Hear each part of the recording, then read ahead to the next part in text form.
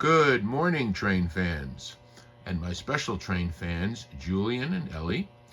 This morning, we're taking a look at three classic locomotives, two of them from the Marx company, and one of them from the K-Line company. Now, these two companies, Marx and K-Line, are both out of business today, and have been out of business for a number of years. Marx longer than K-Line. But in their heyday, they produced some very, very nice locomotives. And what you're looking at here is one that I've shown you previously that I picked up at the recent York, Pennsylvania TCA train show.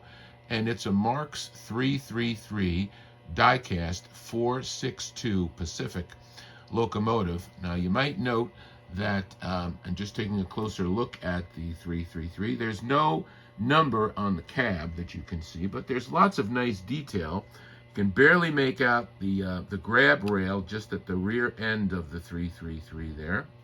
Trying to give you a close-up, okay? And you'll notice that there's a shade over the window of the cab. That's an indicator that this is a smoke unit, which was produced by the Marx company between 1955 and 1958. I can't tell what year specifically.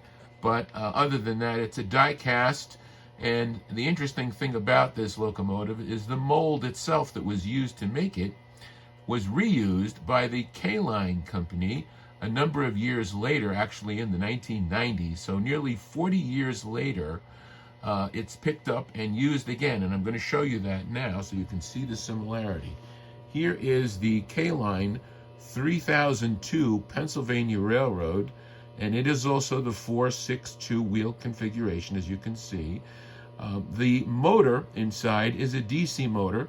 It's a CAN motor, and it runs very smoothly, and it has an electronic reverse unit in it, unlike the Marx 333, which was using the older type of piston E-unit, the same type that was used in the Lionel locomotives.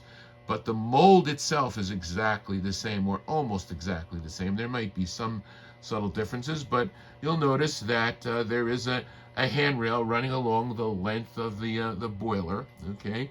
And at the top here, you can see the same configuration of the chimney and the sand dome and the whistle and even the bell, if you see there, all right? The front of the locomotive has two jeweled lights, as well as a headlight, and you look closely, you can see the number 333 just above the headlight there. And if you look at the K-Line version, okay, you have also the jeweled front, okay, and you also have the 3002 number above the headlight. So as I say, these are practically identical, except for the drivetrain, or the motor, I should say. That's different.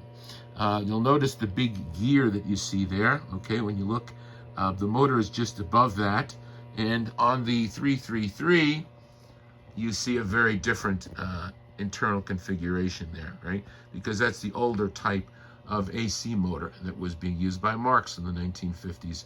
Yes, I realize that these drive rods have some corrosion on them, and I'm going to try to clean them up.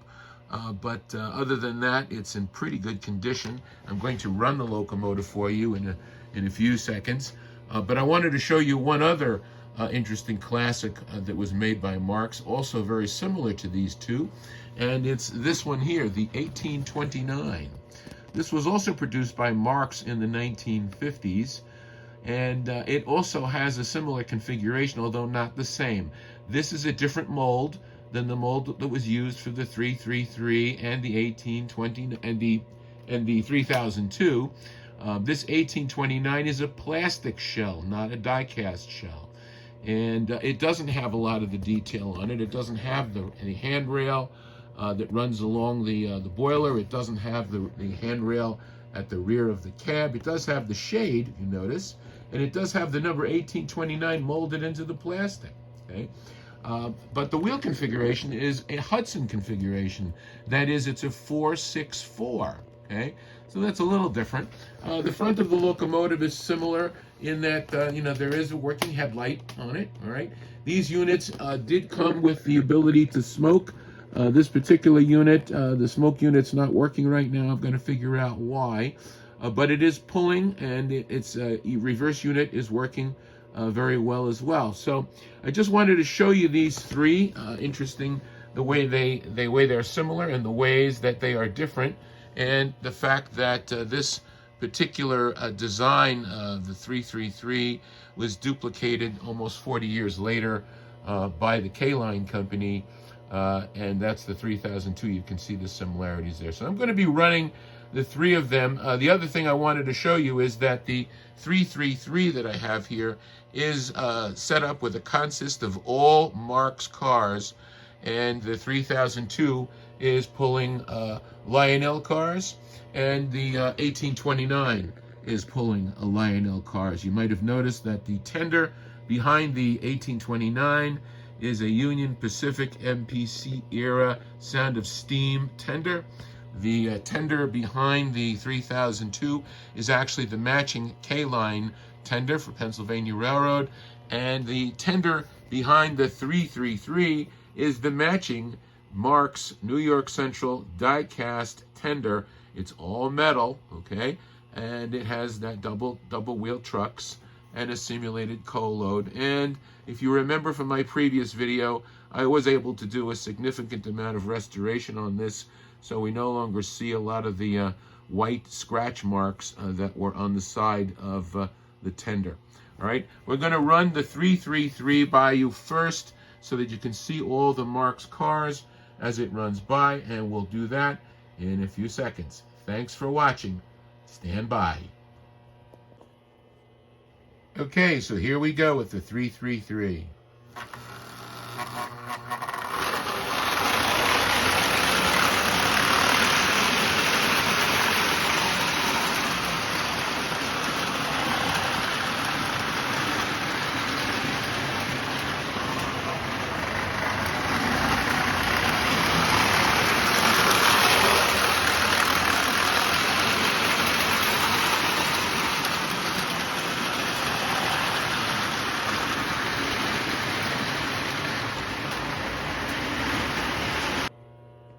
Okay, now we're going to watch the 3002 K-Line.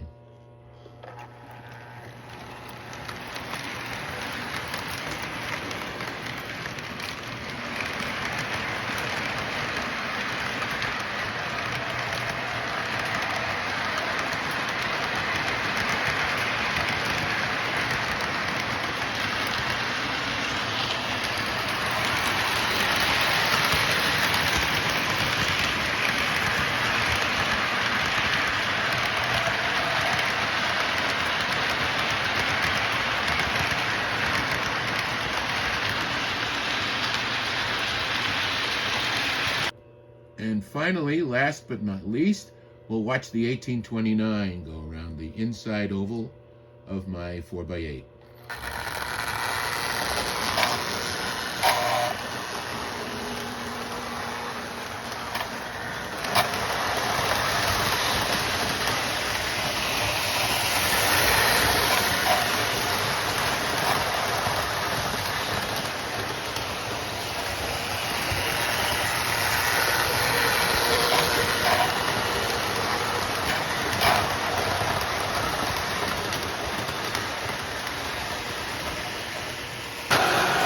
Here we have all three locomotives running at the same time on the oval. Stay tuned, because we'll also have a slow motion run where you'll be able to get a detailed look at some of these Marx cars moving forward. Thanks for watching.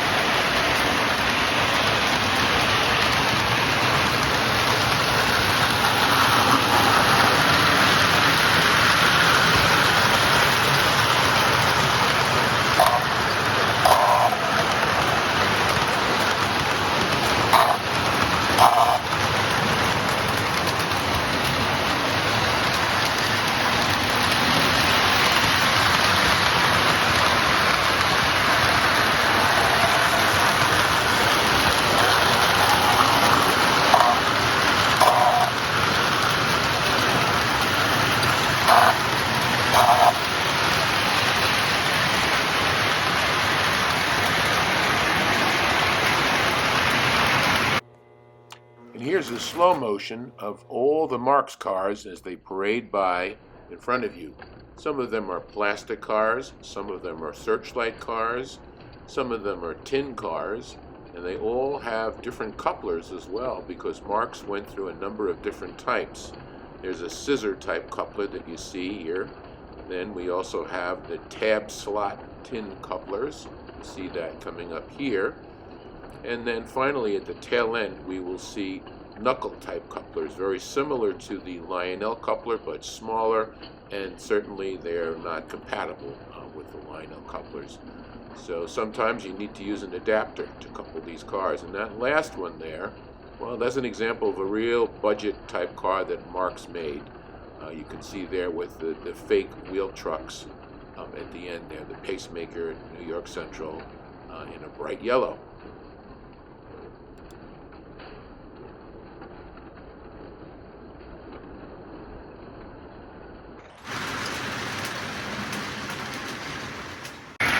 And finally here we have a nice little race between these two locomotives, the Norfolk and Western 611 that you've seen before on previous videos, and the Marx 333. I think you'll agree that both locomotives hold their own, all things considered. 333 is quite impressive, it being well over 60 years old. And I hope you enjoyed these videos, and look forward to bringing you more next time. So thanks again for watching, and please like and comment and subscribe. We'll see you next time on the Morrisania and Harlem River Railroad.